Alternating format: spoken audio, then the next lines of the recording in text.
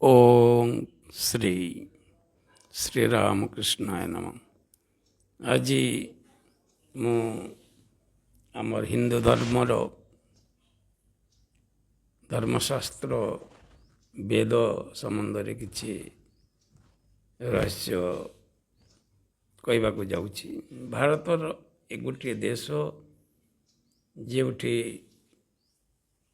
आध्यात्मिक विज्ञान गवेषणा होता। यही गवेषणा अत्यंत प्राचीन गवेषणा एवं आध्यात्मिक विज्ञान गवेषणा यही विश्व ब्रह्मांड दृश्यमान विश्व ब्रह्मांड अंतराल जो चरम सत्य अच्छी ताहाको जानिबा पाई बुझिबा पाई एवं जीवन व्यवहार उपयोगी करबा पाई जो सर्वप्रथम प्रयास होइदिला ताहा हेउछि भारत रे। याको विज्ञान को सर्वप्रथम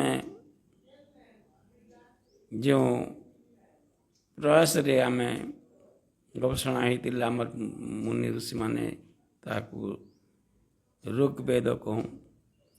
तृतीय प्रयास को आम यजुर्वेद, तृतीय प्रयास को आम सामवेद एवं चतुर्थ प्रयास को आम अथर्ववेद कहूँ। यही चारोटी प्रयास शेष निष्कर्ष कौन एवं सुधा आम जानी ना हूँ। यह ही दुखर कथा। आमे हिंदू किंतु आमर वेदर रहस्य को बा शेष निष्कर्ष को आमे एवं सुधा जानवर चेष्टा करना हूँ। आमको प्रत्येक हिंदू को आम जानवर कथा ऋग्वेद रे जहाँ कहा जाइछि ताहा तत्त्वमसि, यजुर्वेद रे अयं आत्मा ब्रह्म, सामवेद रे अहं ब्रह्मास्मि एवं अथर्ववेद रे प्रज्ञानम ब्रह्म। एवं यही चारोटी महावाक्य आमर आध्यात्मिक विज्ञान शेष निष्कर्ष। यार अर्थ यह जे आम ए शरीर मध्य थिबा दिव्य चेतना ही ब्रह्म अटे। ये शरीर रूपक मंदिर मध्य आभास चेतना व्यतिरे आउ गोटे चेतना अच्छी जहाँ ये विश्व ब्रह्मांड चेतना रु अलगा नुहे। ताहाको आमे ऐश्वरिक चेतना ब्रह्म बा सत्य बा ओम जाय जो नाम आम कहीपर। यह ही आमर वेदर वेद पर उपनिषद यहाँ को आहरी स्पष्ट कर दिखाई।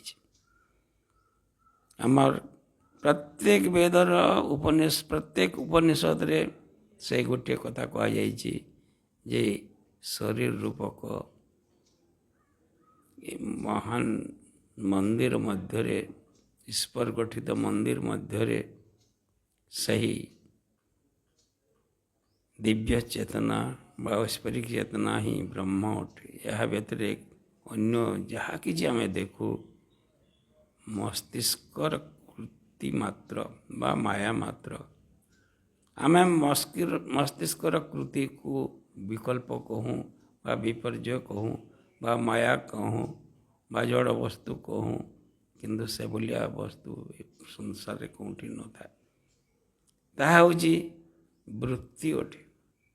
ताहा होची मस्तिष्कर भ्रम अटे।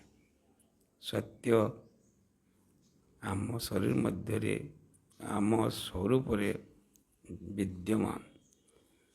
आमे जानू जेकोसी विज्ञान सूत्र बा प्रिंसिपल बा आध्यात्मिक विज्ञान सेते बेले कहा जाए जेते बेले ता ଗବେଷଣାର ଶେଷ ନିଷ୍କର୍ଷ ପର୍ଯ୍ୟନ୍ତକୁ କୁହାଯାଏ ଏବଂ ତାହା ବାରମ୍ବାର ପ୍ରୟୋଗ ପରେ ବା ପରୀକ୍ଷା ନିରୀକ୍ଷା ପରେ ସମାନ ହୋଇ ଆସିଥାଏ। ଋଗ୍ବେଦରେ ସେହି ତତ୍ତ୍ୱ ଆସିଲା ଯେ ତତ୍ତ୍ୱମସୀ, ଯଜୁର୍ବେଦରେ ଆସିଲା ଅୟଂ ଆତ୍ମା ବ୍ରହ୍ମ, ସାମବେଦରେ ଆସିଲା ଅହଂ ବ୍ରହ୍ମାସ୍ମି ଏବଂ ଶେଷରେ ଆମର ଅଥର୍ବ ବେଦ ଆସିଲା ପ୍ରଜ୍ଞାନମ୍ ବ୍ରହ୍ମ। ଯଦି ବେଦର ଏହି ମହାବାକ୍ୟ ଗୁଡ଼ିକ ଗୋଟିଏ ଅର୍ଥ ପ୍ରକାଶ କରୁଛି ଏବଂ ଏହା ପ୍ରମାଣିତ ବୋଲି ତାହେଲେ ଗ୍ରହଣ କରାଯାଇଛି। ତେଣୁ ଏ ସଂସାରରେ ଈଶ୍ୱରଙ୍କୁ ତୁମେ କେଉଁଠି ଖୋଜୁଛ? କ'ଣ ବେଦ କହିଛି ଯେ ବାହାରେ ଖୋଜିବ?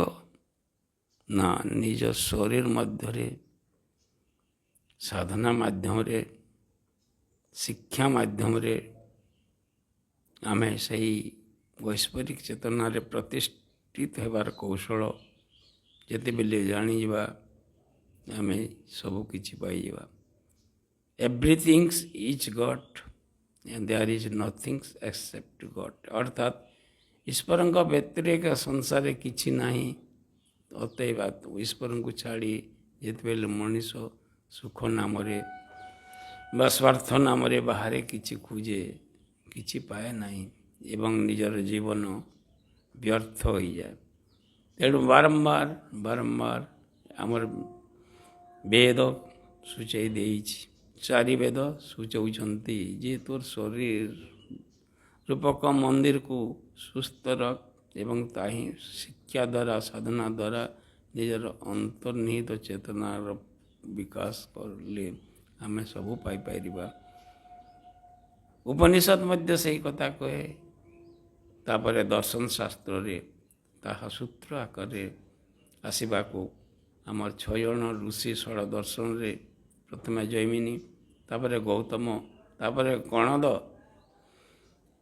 ତାପରେ ବ୍ୟାସ, ତାପରେ ପତଞ୍ଜଳି, ଏଭଳି 5 ଜଣ, କପିଲ, ଏଭଳିଆ ଶେଷରେ ମହର୍ଷି ପତଞ୍ଜଳି ନାମକ ମହର୍ଷି ବା ଆଧ୍ୟାତ୍ମିକ ବିଜ୍ଞାନୀ ସେ ସୂତ୍ର ଆକାରରେ ଏକ ପାଠ୍ୟକ୍ରମ ପ୍ରସ୍ତୁତ କଲେ, ଯାହାକି ସକଳ ବେଦର, ସକଳ ଉପନିଷଦର, ସକଳ ଦର୍ଶନ ଶାସ୍ତ୍ରର ସତ୍ୟକୁ ଅବଧାର କରିବାର କୌଶଳ ଅଟେ। ଏଭଳି ଶିକ୍ଷା, ଏଭଳି ବିଦ୍ୟା, ଏଭଳି ଜ୍ଞାନ, ଏଭଳି ରହସ୍ୟ ଏ ସଂସାରରେ କେଉଁଠି ଅଛି? ମଣିଷକୁ ସୁନ୍ଦର ହେବାର ଲାଗି ଐଶ୍ୱର୍ଯ୍ୟତ୍ୱ ଲାଭ ପାଇଁ, ଅମୃତତ୍ୱ ଲାଭ ପାଇଁ, କୈବଲ୍ୟତ୍ୱ ଲାଭ ପାଇଁ ଏକମାତ୍ର ଗୋଟିଏ ଶିକ୍ଷା ଅଛି, ଯାହା ହେଉଛି ଏହି ବିଜ୍ଞାନ ବା ପତଞ୍ଜଳି ଯୋଗ ସୂତ୍ର। ଆମେ ସବୁକିଛି ଏଇଠାରେ ପାଇଯିବା ଆମ ସୂତ୍ରର ଶିକ୍ଷା ଏବଂ ସାଧନା ମାଧ୍ୟମରେ। ତେଣୁ ସମସ୍ତ ଆମ ସାଧକ ସାଧିକ ବ୍ୟତିରେକ ଜିଜ୍ଞାସୁ ବୃନ୍ଦଙ୍କୁ ମଧ୍ୟ ଆମେ ଆହ୍ୱାନ କରୁ, ସେମାନେ ଆସନ୍ତୁ ଏବଂ ନିଜର ଧର୍ମର ସୁରକ୍ଷା ପାଇଁ ଚେଷ୍ଟା କରନ୍ତୁ। ଧର୍ମ ହେଉଛି ବୈଦିକ ଧର୍ମ, ତାହା ହେଉଛି ହିନ୍ଦୁ ଧର୍ମ। ଏହା ବ୍ୟତିରେକ ଯାହା ଆମେ ଶୁଣୁ ଜାଣୁ ସବୁ ବୈଦେଶିକ। ଆମର ନିଜର ମାଟିରୁ ସୃଷ୍ଟି ହୋଇଥିବା ବିଜ୍ଞାନ ହିଁ ଯଥାର୍ଥ ବିଜ୍ଞାନ। ତେଣୁ ଆମ ଏ ମାଟି, ଏ ମାର ଉପାସନା ହେଉଛି ବେଦର ଉପାସନା। ଏହା ବ୍ୟତିରେକ ତୁମେ ଯାହା କିଛି କରୁଛ ବିକଳ୍ପ କହିଲେ କ'ଣ ବୁଝେ? ଗୋଟିଏ ମୂର୍ତ୍ତି କିମ୍ବା ଚିତ୍ର ବା କୌଣସି ଭାବନା ବାହାରେ ଅଛି ଏବଂ ସେହି ଭାବନା ଅନୁରୂପ ନିଜର ମସ୍ତିଷ୍କରେ ଗୋଟିଏ ଚିତ୍ର ଅଙ୍କିତ ହୋଇଯାଏ ଏବଂ ସେହି ଅଙ୍କିତ ଚିତ୍ର ଆଭାସ ଚେତନାର ଅନ୍ତର୍ଗତ ହୋଇଥିବାରୁ ଜୀବନ୍ତ ହୋଇଯିବ ଏବଂ ସେହି ଜୀବନ୍ତ କିଛିକୁ ଆମେ ବିକଳ୍ପ କହୁଁ। ଏବଂ ତାହା ଅତ୍ୟନ୍ତ କ୍ଷତିକାରକ ଏବଂ ତାହାର ଅନୁଗତ ହେଲେ ଆମର ଆଉ କିଛି ଅନ୍ତରାତ୍ମାର ଜାଗୃତି ହୁଏ ନାହିଁ। ଭୟ, ଦୁଃଖ, ଅଶାନ୍ତି ଦ୍ୱାରା ପୀଡ଼ିତ ହୋଇ ଆମେ ଯାହା କରୁ ତାହା ଅତ୍ୟନ୍ତ ଦୁର୍ଭାଗ୍ୟଜନକ। ଏଭଳି ଦୁର୍ଭାଗ୍ୟ କ୍ରିୟା କରିବା ବାରମ୍ବାର କରିବା ଦ୍ୱାରା ବିଦେଶୀମାନଙ୍କର ଆକ୍ରମଣ ଦ୍ୱାରା ଆମେ ହ୍ୟୁନମାନଙ୍କର ଦ୍ୱାରା ଆମେ କୁଷାଣମାନଙ୍କର ଦ୍ୱାରା ଆମେ ଗ୍ରୀସମାନଙ୍କର ଦ୍ୱାରା ଆମେ ମୋଗଲମାନଙ୍କର ଦ୍ୱାରା ଆମେ ଇଂରେଜମାନଙ୍କର ଦ୍ୱାରା କେତେଟି ତିରସ୍କୃତ ଏବଂ ତାଙ୍କର ଗୋଲାମ ହୋଇ ରହିବାର ଏକମାତ୍ର କାରଣ ଆମେ ବେଦର ପଢ଼ୁନାହୁଁ, ବେଦର ଶିକ୍ଷା କରୁନାହୁଁ ଏବଂ ନିଜର ଅନ୍ତରାତ୍ମା ଉପରେ ନିର୍ଭରଶୀଳ ନ ହୋଇ ଭୂତ, ପ୍ରେତ, ଡାଣି, ଶାକିଣୀ ଏଭଳି ବିକୃତି ବିକଳ୍ପ ଗୁଡ଼ିକର ଉପାସନା କରି ନଷ୍ଟ ହୋଇ ଅତି ନଷ୍ଟ ସ୍ଥିତିରେ ପହଞ୍ଚିଗଲା ପରେ ଏହି ବିଦେଶୀମାନେ ଆସି ଆମକୁ ତାଡ଼ନାର ଏବଂ ଆମକୁ ଶାସନ କରିନେଲେ, ବିଭିନ୍ନ ପ୍ରକାର ପୀଡ଼ା ଦେଲେ, ଗୁଲାମ କରିଦେଲେ ଏବଂ ଯାହା ଅତ୍ୟନ୍ତ ଇତିହାସରେ ଆମ ପ୍ରତି ଅସମ୍ମାନର କାରଣ।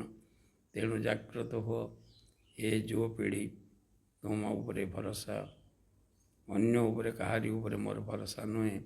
ଯେଉଁମାନେ ଗଲେଣି ସେମାନେ ଏହି ରହସ୍ୟକୁ ବୁଝନ୍ତି ନାହିଁ, ଜାଣନ୍ତି ନାହିଁ। ସେହି ବିକଳ୍ପରେ, ସେହି ବିପର୍ଯ୍ୟୟରେ, ସେହି ଭ୍ରାନ୍ତିରେ, ସେହି ଅନ୍ଧବିଶ୍ୱାସରେ, ସେହି କୁସଂସ୍କାରରେ ଜଡ଼ିତ। ତେଣୁ ଆମେ ନିଜର ଅନ୍ତରାତ୍ମା ରୂପକ ଈଶ୍ୱରଙ୍କର ଉପାସନାର ବିଧି କିଭଳି ଯୋଗ ମାଧ୍ୟମରେ, ଶିକ୍ଷା ମାଧ୍ୟମରେ, ସାଧନା ମାଧ୍ୟମରେ କରାଯାଏ ଏବଂ ନିଜର ଜୀବନକୁ ସୁନ୍ଦର ଏବଂ ଶୃଙ୍ଖଳିତ ଏବଂ ଶକ୍ତିଶାଳୀ କରାଯାଏ। ଶକ୍ତି ଆମ ମଧ୍ୟରେ ଅଛି, କିନ୍ତୁ ଆମେ ଶକ୍ତି ପାଇବା ପାଇଁ ବିକଳ୍ପକୁ କହୁଛୁ ହେ ଭୂତ, ହେ ପ୍ରେତ, ହେ ବିକଳ୍ପ, ହେ ବିପର୍ଯ୍ୟୟ ଆମକୁ ଶକ୍ତି ଦେ। ସେ ଶକ୍ତି ଦେବ, ତା ପାଖରେ କ'ଣ ଶକ୍ତି ଅଛି? ଏଭଳି ବିକୃତି ଆଉ ଏଭଳି କୌଣସି ବୈଦିକ ହିନ୍ଦୁ ଧର୍ମରେ ନ ରହୁ, ଏହା ହିଁ ଆମର ଚିନ୍ତା ଏବଂ ପ୍ରଚେଷ୍ଟା। ଓଁ ଶ୍ରୀ ଶ୍ରୀ ରାମକୃଷ୍ଣାୟ ନମଃ ଇତି।